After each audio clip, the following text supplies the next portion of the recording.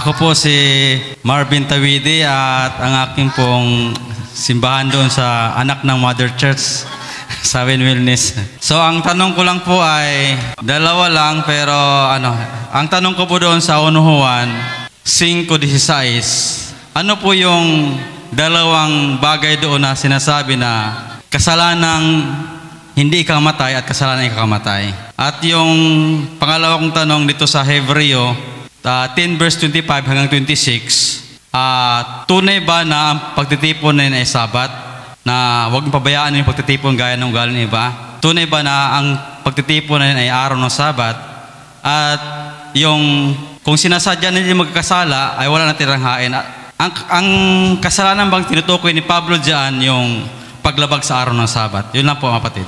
Yung sa unang Juan. At saka yung Hebreo. Sige, yung unang Juan muna. 1 John 5:16, kung makita ng sino man ng kanyang kapatid ay nagkakasala ng kasalanang hindi ikamamatay, ay idalangin siya at bibigyan siya ng Diyos ng buhay na ukol sa mga nagkakasala ng hindi ikamamatay. May kasalanang ikamamatay, hindi tungkol dito ang sinasabi ko na idalangin niya. So, yung dalawang uri ng kasalanan dito, mga kapatid, kasalanang hindi patungo sa kamatayan o hindi ikamamatay. Ayan. Ano po itong kasalanang hindi ikamamatay? Ito po ay mga kasalanan, mga kapatid, ng mga mananampalataya na may mga kahinaan, hindi niya sinasadya. Pagkatapos, pag nagkakasala siya, ay hindi niya kinakalimutan na magsisi or pagsisihan yung mga kasalanan. Marami pong mga mananampalataya na hindi naman plinano na gawin ng isang kasalanan. Kaya tayo po ay merong nature na pagiging makasalanan. Kaya may tendency talaga tayong magkasala kahit na nasa pananampalataya tayo. Bagaman hindi ini-encourage sa atin na maging sinless totally. Yung sinatawag na sinless, perfect, walang kapintasan. Tulad ng paniniwala ng iba. Pero sa original na turo ng Adventist ay hindi natin pwedeng gawing doktrina yung sinless perfection. So ang ibig po sabihin, itong kasalanan na maaaring ipanalangin ng iba, halimbawa tayo, ipanalangin tayo, ay ito po yung mga hindi sinasadyang kasalanan na may kapatawaran kasi hindi natin sinasadyang kasalanan yon. So, kung titingnan natin, mamaya babasahin natin yung mga context po niyan. Yung kasalanan na ikamamatay, ito yung kasalanang sinasadya. Ito yung pinaplano, talagang ayaw ng pagsisihan. Ito po yung kasalanang ikamamatay.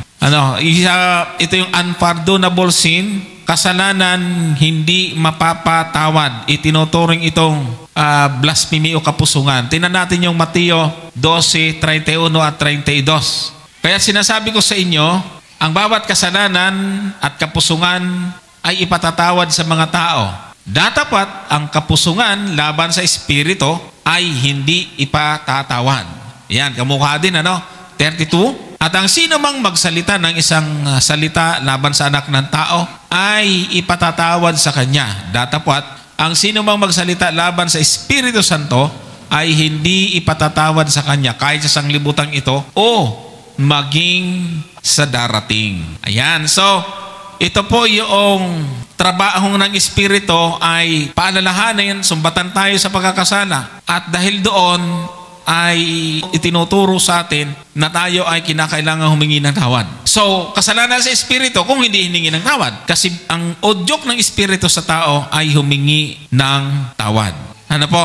So, meron tayong tinatawag na kasalanang sinasadya at kasalanang hindi sinasadya. At kapag ka ang kasalanan ay patuloy na nilalabag at hindi na nakukonsensya, kaya hindi na humihingi ng tawad, yun na yung kasalanan sa Espiritu, mga kapatid. So, meron tayong mababasa rin, siguro idagdag natin itong Hebreo 10:26 at 29. Ang sabi po ay ganito, sapagkat kung ating sinasadya ang pagkakasala pagkatapos na ating matanggap ang pagkakilala sa katotohanan, ay wala nang haing natitira pa tungkol sa kasalanan. Diba? Yung sinasadya yon na paulit-ulit lalo na. Sinasadya talagang kasalanan. 27. Kundi isang kakilakilabot na paghihintay sa paghuhukom at isang kabangisan ng apoy na lalamon sa mga kaaway. Ito yung taong namumuhay na sa kasalanan, mga kapatid. Hindi na talaga nagsisisi. 28. Ang magpawalang halaga sa kautusan ni Moises at patutuo ng 2 o 3 saksi ay mamamatay na walang pagsala. Noon, sa panahon ni Moises, pinapatay talaga parusang kamatayan. 29.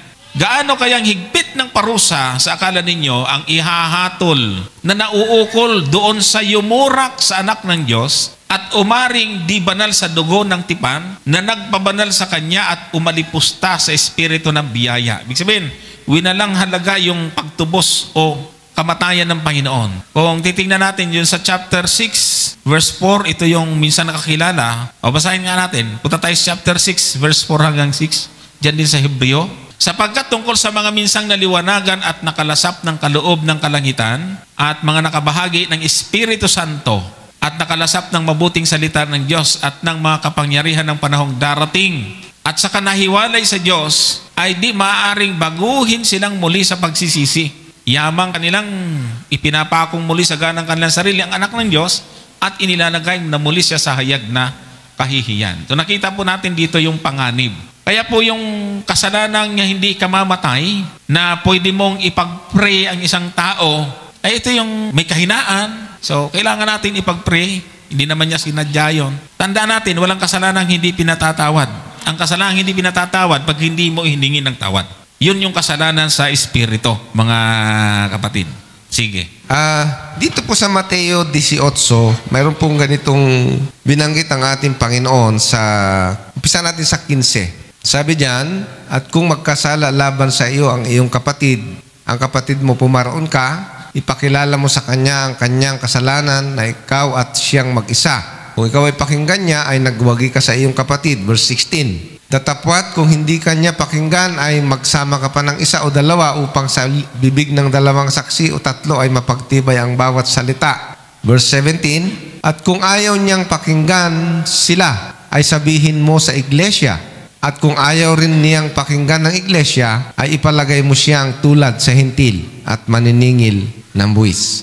So, may prinsipyo pong binabanggit doon sa unang Juan na alam po natin na yung kasalanang hindi mapapatawad, yan yung kasalanang ikamamatay. Kasi lahat naman po ng kasalanan, pag pinagsisihan po natin, pinatatawad po ng Diyos yan.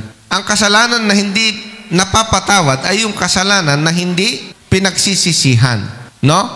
Kaya yung kasalanan na hindi ayaw magsisi nung kapatid, paano mong ipapanalangin yun? Ayaw niya nga magsisi. Hindi ho ba, mga kapatid? Bakit siya hindi nagsisisi? Kasi ang pagsisisi po gawain ng Holy Spirit yan eh. Yung kabutihan ng Diyos ang nagdadala sa atin sa pagsisisi. Kaya nga, ang kasalanan na hindi napapatawad, ito yung pamumusong sa banal na Espiritu. Ang ibig sabihin, nilalabanan niya yung gawain ng banal na Espiritu sa buhay niya. Kaya yung mga nag-iisip na mayroon silang kakayahang magsisi sa sarili, delikado po yun. Narinig nyo na ba ho yung sabi na, ay, saka na ako magsisisi pagka, di ba? Pag nakikita kong magsasandelo na. May mga naririnig po akong ganyan eh. Na para bagang yung kanyang pagsisisi ay nanggagaling sa kanya. Hindi po. Ang pagsisisi ay regalo po ng Diyos sa atin yan. Ibig sabihin, gawain ng banal na Espiritu, bakit nararamdaman natin ang magsisi?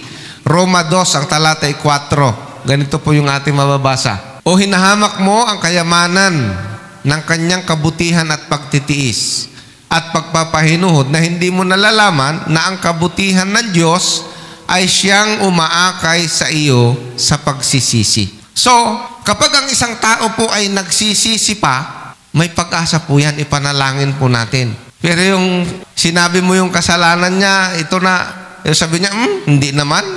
Delikado po yun. No? Delikado po yung hindi tumatanggap ng kanyang pagkakamali. Ang sabi ni Apostol Pablo sa Tito 3:10, mahirap po ito, pero ito po ang payo ni Apostol Pablo. Ang taong may maling pananampalataya, pagkatapos ng una at ikalawang pagsaway, ay itakwil mo, mga kapatid. So, mahirap no? Lalong-lalo na kung ang nilalabanan ay yung aral ng iglesia. At siya pa yung, mali ang, mali ang, ewan ko na. Di ho ba? So, yan po yung payo ng apostol. Wag na po tayo makipagtalo doon sa mga ganyan, no? Ang taong may maling pananampalataya, pagkatapos ng una at ikalawang pagsaway, sabi ni Apostol Pablo, itakwil mo. Ibig sabihin nung itakwil, wag ka nang makipagtalo pa, walang saysay po yan. Yan din po yung sinasabi ni Apostol Juan na paano mong ipapanalangin? Ayaw niya nga. Wala tayong magagawa. Yun po yun. Yung Hebreo 10:25, anong araw po ba yan? So, wala pong binabanggit dyan kung anong araw. Kaya, ayun. Na huwag nating pabayaan ang ating pagkakatipon na gaya ng ugali ng iba, kundi mga aralan sa isa't isa at lalo na kung inyong mamamalas na malalapit na ang araw. Sabat talaga ang... Alam nyo yung pagtitipon, hindi lang sabat dapat malinaw sa atin to. Baka mamaya akala natin yung pagtitipon, araw lang ng sabat. Marami pong araw ng pagtitipon, hindi lang po Sabado. Yung pag-araw ng pagsamba, hindi lang po araw ng Sabat. So, hindi rin araw ng Sabat yung binabanggit po rito, kundi yung mga pagkakatipon sa iglesia, anumang araw yan, ay wag po nating pababayaan.